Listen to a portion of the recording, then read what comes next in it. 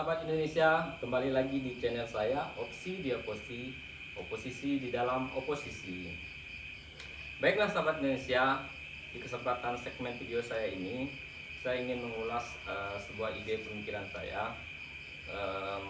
Saya sempat baca kemarin di buku fisika, saya baca itu tentang gelombang intensitas cahaya. Nah, di sini saya tertarik untuk mengulasnya itu. Setelah saya baca, muncul ide pemikiran saya, ide pemikiran filsafat ngaco ya. Ini sahabat Indonesia bisa terima ide pemikiran ini, bisa tidak ya. Tapi sebelum itu, sebelum saya paparkan, sahabat Indonesia terus bantu dukung channel saya dengan cara like, share, and comment. Nyalain lonceng, subscribe juga ya. Baiklah sahabat Indonesia, jadi saya baca nih buku fisika tentang gelombang intensitas cahaya. Jadi saya mikir, oh, saya bisa melihat benda di sekitar saya itu, melihat dengan jelas itu karena benda itu terserap sebuah gelombang intensitas cahaya. Tanpa ada cahaya kita tidak bisa melihat dengan jelas bentuk benda dan warnanya. Dari gelombang intensitas cahaya itu, sahabat Indonesia, dia memiliki spektrum warna. Spektrum warna itu sehingga membentuk benda di sekitar kita itu jelas warnanya apa begitu. Jadi spektrum warna itu, sahabat Indonesia, memiliki 3 warna dasar. Jadi ada warna merah, warna biru, warna kuning. Nah, 3 warna itulah yang menjadi dasar terbentuknya warna-warna yang lain. Oke, jadi gini sahabat Indonesia, saya baca itu, saya mikir, ada benda-benda yang kita bisa lihat, ada benda-benda yang tidak kita bisa lihat. Itu kenapa? Nah, atau benda atau zat lah, atau makhluk seperti itu ya, yang tidak bisa kita lihat. Itu kenapa sahabat Indonesia? Ternyata saya mikir bahwa ada yang tidak bisa kita lihat itu ternyata makhluk atau zat itu tidak menyerap daripada gelombang intensitas cahaya, sehingga mereka tidak nampak dengan kasat mata. Itu sebabnya kita tidak bisa melihat dengan mata normal. Pada prinsipnya seperti itu. Nah, sebenarnya mereka memiliki warna, memiliki bentuk, tapi karena mereka berada dalam sisi terlalu gelap atau sisi terlalu terang. Jadi ada 2 konsep itu yang terjadi sehingga kita tidak bisa, kemampuan mata normal kita melihat. Kalau ada makhluk atau zat yang pada mereka itu berada dalam sisi gelap atau keadaan gelap atau terlalu gelap, kita masih bisa melihatnya dengan bantuan alat optik seperti itu. Atau saya kasih contoh ya, misalnya seperti bakteri, virus. Nah, manusia bisa melihatnya dengan dibantu oleh mikroskop gitu kan, kemajuan teknologi modern yang kita bisa lihat mereka, sehingga terlihatlah bentuk tubuh dan warna daripada makhluk itu. Seperti virus yang ukurannya 10 nanometer. Jadi sahabat Indonesia, saya jelaskan, kemampuan pupil kita manusia itu dapat melihat sesuatu itu yang terserap dengan spektrum warna yang dipantulkan ke mata kita. Gelombang cahaya yang dipantulkan ke mata kita yang dapat kita lihat itu kisaran dari 400 nanometer sampai 700 nanometer. Nah, di bawah daripada 400 nanometer itu artinya tidak terserap daripada kemampuan mata kita. Makhluk atau zat tersebut tidak menyerap cahaya dengan jelas sehingga mata kita tidak bisa melihat. Ada juga makhluk atau zat yang lebih daripada 700 itu, artinya terlalu lebih terang sehingga menyilaukan, kita tidak bisa melihatnya. Nah, tadi virus atau bakteri bisa kita melihatnya dibantu dengan mikroskop semacam, kita dapat melihat bentuknya ya. Kemudian jin atau iblis, mereka tidak bisa kita lihat, Tapi kita sudah menemukan alatnya juga, bisa kita lihatnya. Cuman tidak tidak semuanya bisa kita lihat gitu kan, atau kemampuan alat kita itu yang kita ciptakan itu tidak bisa kita lihat dengan pembantuan cahaya infrared. Nah, kenapa makhluk seperti jin atau iblis itu dengan bantuan cahaya infrared sehingga mereka bisa terlihat? Jadi kita sampaikan konsep filsafat ngaco ya. Jin atau iblis pada prinsipnya kita tahu bahwa mereka diciptakan dari api, ya kan? Jadi mereka diambil dari zat api-api, sehingga kita tahu kita lihat ketika kita nyalain api itu ada, tapi harus kita hadirkan, kan?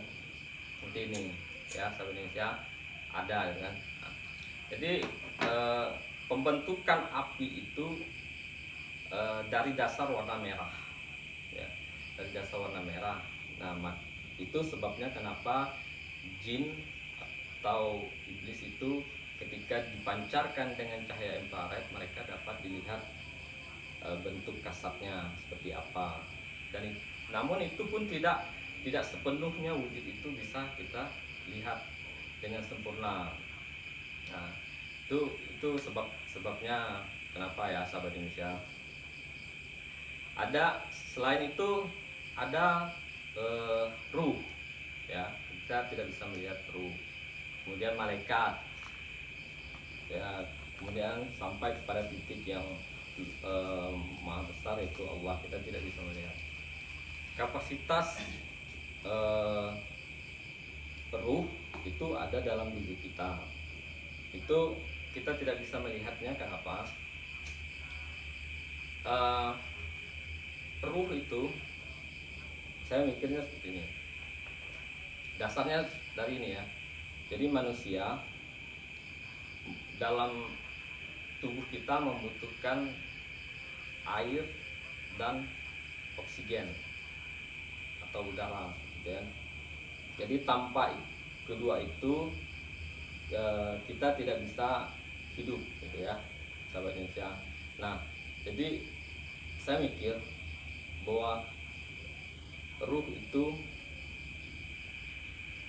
terbuat dari berapa persen, lebih besar berapa persen, lebih besar persennya itu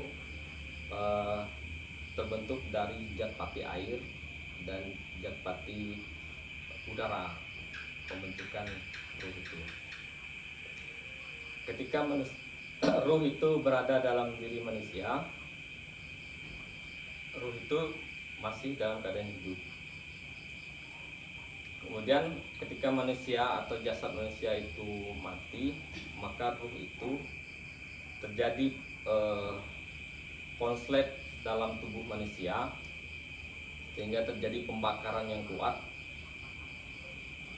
Kandungan air itu kan dari zat pati ruh itu mengalami penguapan. Nah, manusia pada fase sakratul maut itu, kondisi di dalam badan manusia itu terjadi panas yang begitu kuat, gitu kan, sehingga zat daripada ruh itu menguap dan keluar daripada jasad manusia. Itu seperti itu proses konsep kematian, itu yang yang saya pikirkan. Nah, jadi kalau saya berbicara masalah manusia itu kan, jasad manusia itu terbentuk dari zat pati tanah yang Allah ciptakan, ya. Jadi zat pati tanah ini dalam keadaan gelap atau apapun kita dapat merasakan, kita dapat menyentuh. Nah, itulah sepertinya konsep manusia, kan. Zat pati tanah ini bukan hanya di bumi, bukan kita sebut sebagai bumi, tapi di planet manapun, di Mars itu ada kandungan-kandungan tanah. Nah, itulah terbentuknya manusia, kandungan zat pati tanah itu, sehingga manusia itu apapun keadaannya bisa disentuh, bisa dilihat dari makhluk lain. Nah, itu konsep manusia. Kemudian saya sampaikan lagi Bagaimana tentang malaikat? Kenapa malaikat tidak mampu mata kita melihatnya, tidak bisa melihat? Ya tadi, malaikat itu memiliki eh, zat pati cahaya. Jadi inti daripada gelombang intensitas cahaya itu ada di malaikat. Jadi mereka memiliki cahaya yang lebih besar dari kemampuan mata kita untuk melihat. Nah, manusia belum sampai kepada tahap itu untuk menciptakan atau menemukan alat untuk bisa menembus cahaya yang lebih besar daripada 700 nanometer tadi. Kemampuan mata kita tidak bisa melihat, dan kita belum menemukan alat untuk bisa melihat para malaikat itu. Ada manusia yang di dunia ini ya, yang kita pelajari, yang kita ketahui bahwa manusia itu diberi kelebihan oleh Allah, diciptakan oleh Allah. Walau alam kita tidak tahu kemampuan mata bisa melihat seperti para nabi. Para nabi itu mereka bisa melihat bentuk kasar daripada jin atau iblis, malaikat, kan? Para nabi rata-rata bisa seperti itu melihatnya dengan jelas. Tapi ada satu nabi yaitu Rasulullah, bahkan beliau ini diberi kemampuan yang sangat lebih luar biasa, kemampuan mata untuk melihat dari jin, malaikat, bahkan sampai kepada Allah bisa dilihat oleh beliau. Jadi saya mikirnya seperti ini, beliau mungkin diberikan sebuah mukjizat, kemampuan mata melihat. Tapi apakah kita manusia biasa tidak bisa melihat seperti malaikat atau Allah? Saya mikirnya sebenarnya sih bisa saja ya sahabat Indonesia, cuman kita kemampuan pemikiran kita belum nyampai untuk menciptakan sebuah alat untuk melihat itu, ya kan? Nah, apalagi Allah yang maha besar, Allah itu dibentengi banyak tabir-tabir cahaya, kan? Dulu saya sempat berpikir, saya bertanya kenapa tata surya itu diciptakan. Ternyata setelah saya membaca buku gelombang intensitas saya, itulah muncul pemikiran saya. Itulah dasar terciptanya beragam banyak galaksi-galaksi di dunia ini, gitu kan. Tujuannya itu adalah itulah tabir atau hijabnya manusia tidak bisa melihat Allah. Kenapa demikian? Saya katakan, artinya Allah itu maha besar, artinya memiliki cahaya yang lebih besar. Kenapa demikian?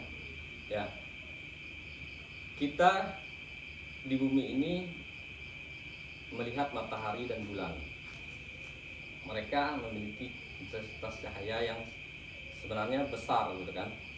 Lebih besar. Cuman karena ada gravitasi bumi segala macam, sehingga cahaya yang masuk ke kita sudah menjadi cahaya yang lembut. Artinya cahaya itu disaring sehingga mata kita bisa menerima, ya kan? Kita bisa melihat matahari itu. Tapi sebenarnya daya panasnya matahari itu sangat besar. Kita mikir bahwa matahari itu sudah cukup besar ya, dari bumi ini kita bisa lihat. Ternyata di luar angkasa lagi ada bintang atau planet yang lebih besar lagi daripada matahari, yang mengumpulkan cahaya yang lebih besar, dan kita sampai kepada bintang itu memerlukan perjalanan waktu yang panjang, kan? Lebih lama lagi untuk nyampainya. Lebih besar daripada matahari. Saya tidak hafal nama-nama bintang itu. Dia ada bintang itu yang di atas pada matahari, memiliki cahaya yang besar. Ada lagi bintang yang lebih besar, bahkan ada lagi bintang yang lebih besar, gitu kan. Nah, itulah yang dinamakan tabir dari untuk kita bisa langsung melihat Allah, gitu kan. Kalau dalam kajian tauhid kita itu Allah ada di Sidratul Muntaha, artinya tempat yang paling tertinggi. Nah, Jadi cahaya daripada dunia ini itu adalah cahaya Allah gitu kan. Semuanya menyerap daripada cahaya Allah. Bintang, matahari, bulan, apapun semuanya itu menyerap daripada cahayanya Allah. Baik, kita dapat bayangkan ya, malaikat itu menyerap daripada cahayanya Allah.